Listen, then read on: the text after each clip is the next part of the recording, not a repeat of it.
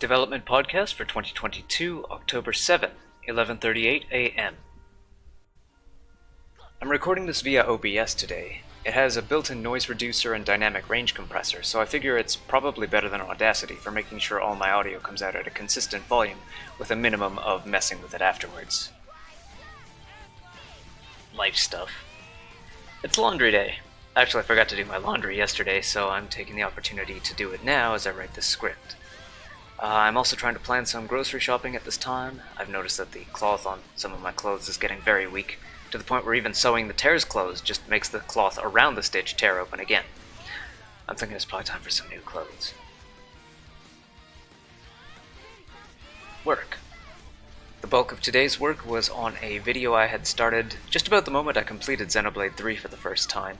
It's a step-by-step guide of sorts, one that goes into more depth than some other guides do. And if you like to keep on top of certain things spoiler-free, then this guide should help you out on that if you haven't already completed Xenoblade 3, or maybe if you're planning on a speedrun route from a new game status.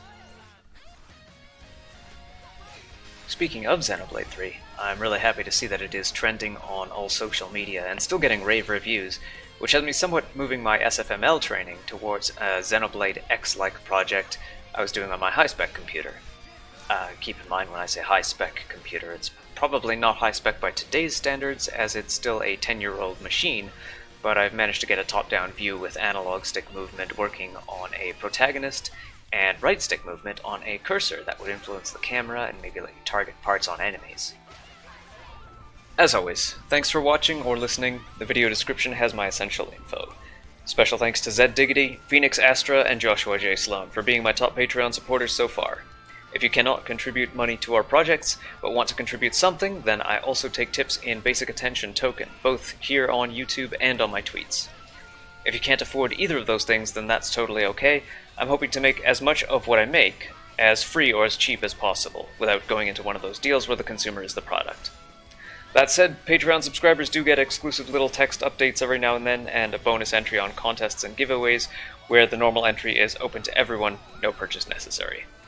Twitter and Patreon links are in the description. I hope you'll look forward to my next update whenever and wherever it may be.